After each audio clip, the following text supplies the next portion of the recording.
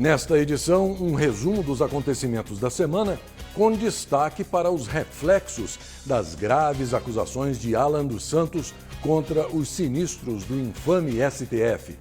A batalha do PGR contra a Lava Jato. Abraham Weintraub é confirmado no Banco Mundial. Olá, eu sou o Cláudio Lessa falando de Brasília. Esta semana, a capital federal tremeu com as acusações disparadas pelo jornalista Alan dos Santos, do site Terça Livre, contra o que ele classifica de sinistros golpistas do infame Supremo Tribunal Federal.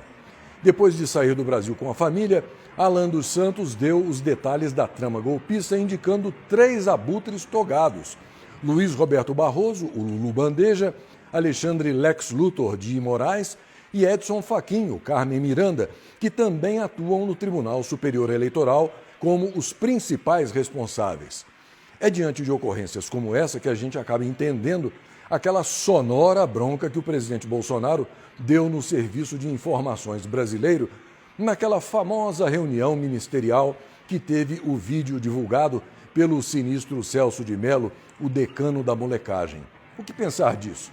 Amadorismo tabajara ou sabotagem interna?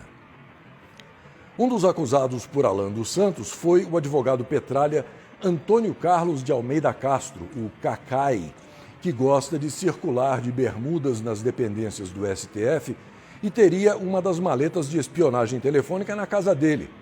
O profissional Petralha declarou, no entanto, que Alan dos Santos estava mentindo, mas que não vai processar o jornalista por calúnia e difamação, preferindo que o infame STF resolva o caso. Bom, vamos pensar aqui um bocadinho. Se alguém é acusado de conspiração contra o governo de uma nação e não processa o acusador, tem algo de muito errado aí. Ou esse acusado é um bestalhão, o que esse tal de Cacai não parece ser, ou então ele tem contas para ajustar na caderneta. Uma das revelações de Alan dos Santos foi a de que a mulher do sinistro Barroso, o Lulu Bandeja, está com tudo pronto para fugir do Brasil assim que o golpe for dado. Curiosa e coincidentemente, me chegou às mãos uma notícia datada de 2015 que revela que a mulher de Lulu Bandeja abriu uma offshore com o nome de solteira em Miami, nos Estados Unidos. Pode ser que a notícia esteja defasada pelo tempo, mas é interessante que ela coincide justamente com quem está para dar no pé no meio dessa confusão armada pelo maridinho. O nome da entidade criada em 2014 por Tereza Cristina Van Brussel, sem o sobrenome Barroso, é Telub, Flórida, e tem como sede um apartamento localizado na Ocean Drive, um dos lugares mais valorizados da Flórida, na ilha de Key Biscayne. Em valores de 2015, o valor aproximado do apartamento seria de 3 milhões de dólares, ou quase 18 milhões de reais no câmbio de hoje. Você já pensou alguma vez em dobrar uma aposta qualquer na base do desespero, mesmo sabendo que o dinheiro do seu bolso pode acabar e você ficar sem nada nem com a roupa do corpo? Pois é, foi mais ou menos isso que o sinistro Lex Luthor de Moraes, do infame STF, a permanente fonte de vergonha nacional, resolveu fazer no caso do inquérito ilegal e inconstitucional contra as tais fake news que o amigo do meu pai inventou e ele está tocando. Depois que o Facebook anunciou que não iria cumprir as determinações de Lex Luthor, no sentido de bloquear as contas dos bolsonaristas internacionalmente, ele teve um ataque de pelanca e aumentou de 20 mil para 100 mil reais por dia a multa para cada um dos 12 perfis que ele mandou bloquear, caso o Facebook não atenda aos delirantes desejos dele de hegemonia mundial, além de exigir que o Facebook pague quase 2 milhões de reais dentro de 15 dias, pelo tempo já passado em que o Facebook não agiu. Nos bastidores estão vendo o surto de Lex Luthor como um ato desesperado, já que o inquérito é cada vez mais desmoralizado, com grandes chances de dar com os burros na água. Outros já enxergam algum tipo de problema de saúde muito grave no sinistro, pior que a peste chinesa, porque estaria provocando essa enorme instabilidade emocional. E como não podia deixar de ser, o sinistro Gilmar Mendes, o popular Beisola, que também poderia ser chamado de Ofélia, porque parece que só abre a boca para dizer besteira, resolveu vomitar que o inquérito das fake news é, abre aspas, uma contribuição para o mundo civilizado, fecha aspas. Ainda segundo o Beissola, o inquérito ilegal e inconstitucional aberto pelo amigo do meu pai em 2019, abre aspas, criou um outro ambiente no Brasil, fecha aspas. E como criou, né, doutor? O sinistro engrenou uma segunda e defendeu o colega dele de caverna, Lex Luthor de Moraes, afirmando que ele, abre aspas, é a pessoa correta e adequada no momento adequado, fecha aspas. Eu fico aqui pensando com meus botões que tipo de psicotrópico essa figura costuma tomar regularmente para conseguir dizer tanta asneira junta. Enfim, este é um país livre, supostamente livre, cada um fala o que quer, né? E o dono do Facebook está em apuros com a Justiça dos Estados Unidos. Mark Zuckerberg foi denunciado por perjúrio, que significa que ele mentiu sob juramento, num depoimento que ele deu em 2018, quando falou que não existia qualquer ferramenta de censura no Facebook. Eu, você e todas as torcidas do Flamengo, do Corinthians, do Palmeiras e do São Paulo sabemos que ele mentiu, né? E agora, de Caruaru, em Pernambuco, a notícia que envolve um juiz que, pelo comportamento dele, certamente tem tudo para se tornar um aliado dos atuais membros do infame STF e, quem sabe um dia, se tudo continuar como está, um integrante daquele insano tribunal. Acontece que um sujeito foi preso lá em Caruaru portando muitas pedras de crack, além de dinheiro e outros pertences. Mas o juiz Pierre Souto Maior Coutinho de Amorim, esse barbudo que você vê aí do lado, resolveu entender que a prisão foi ilegal. Com base nisso, ele mandou a polícia devolver tudo o que havia sido apreendido com o sujeito, inclusive o entorpecente. Pois bem, o caso foi parar no Conselho Nacional de Justiça. Vamos ver no que vai dar, né? Esta semana, o Procurador-Geral da República, Augusto Aras, afirmou que tem provas em relação às acusações que fez sobre as eventuais irregularidades praticadas pelas equipes que integram a Operação Lava Jato.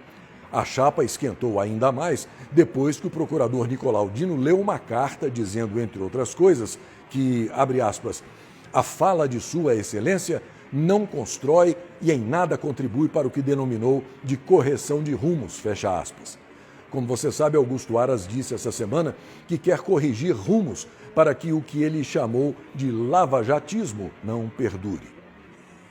Na semana em que os imbecis da Anvisa proibiram a venda de ivermectina sem receita, vem a notícia de que, no Brasil, já são mais de 1.800.000 curados da peste chinesa. Aqui no Fazendão, você sabe, é assim, ivermectina e hidroxicloroquina só com receita médica. Mas quem quiser maconha e cocaína, é só subir em qualquer morro carioca sem se preocupar com a polícia, que foi proibida pelo abjeto STF de combater a criminalidade durante a pandemia. Em outras palavras, a pessoa pode se drogar e se viciar, mas não pode tentar se curar da peste chinesa. Enquanto isso, um estudo publicado pela revista Nature informa que algumas pessoas não infectadas podem ser simplesmente imunes ao vírus chinês.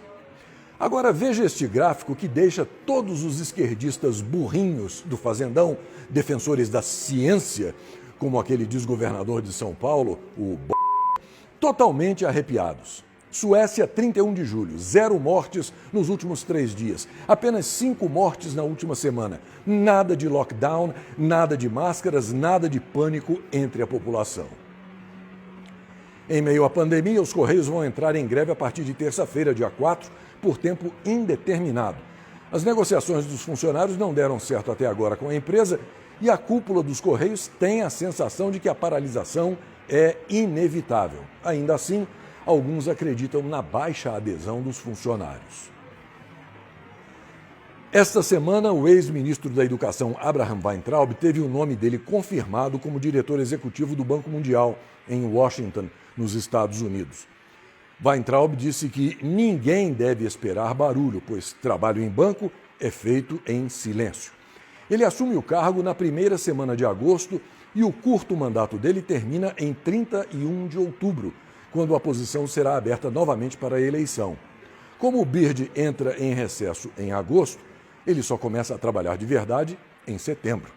A cadeira número 15 de Weintraub representa o Brasil, Colômbia, República Dominicana, Equador, Haiti, Panamá, Filipinas, Suriname e Trinidade e Tobago. Um tweet do deputado paranaense Felipe Barros mencionou o ex-ministro essa semana, que curtiu a publicação. Abre aspas. O Abraham Weintraub foi condenado por ter falado que existe plantação de maconha em algumas universidades. Quando ele foi na Câmara se explicar, comprovou com vídeos e fotos. Eu desafiei os estudantes da Uni a fazer o toxicológico e, para surpresa de ninguém, foram embora correndo, fecha aspas. Esta semana, o presidente rodou o Nordeste e o Sul, onde foi aclamado euforicamente e testou positivo para a reeleição. Mas a extrema imprensa, amestrada pela esquerda burrinha do fazendão, não perdoou. Noticiou apenas que Bolsonaro causou aglomerações e tirou a máscara. Mas informar mesmo que em Bagé, no Rio Grande do Sul, o presidente entregou 1.164 novas moradias para famílias carentes? Isso não. Ao voltar ao Palácio da Alvorada, Bolsonaro foi aclamado por populares. E um deles disse que, abre aspas, temos o melhor time, o melhor técnico e a melhor torcida. Não podemos perder pelo roubo do juiz, fecha aspas. Um outro emendou, abre aspas, votei no 17 para que o presidente andasse de moto, de helicóptero e a cavalo mesmo. Se fosse para andar de camburão, teria votado no 13, fecha aspas. E mais uma coisinha. 2020 é mesmo o ano do rato, de acordo com o horóscopo chinês. Estamos todos escondidos, só saímos para buscar comida, armazenamos alimentos e quando vemos pessoas, a gente foge. Até a próxima.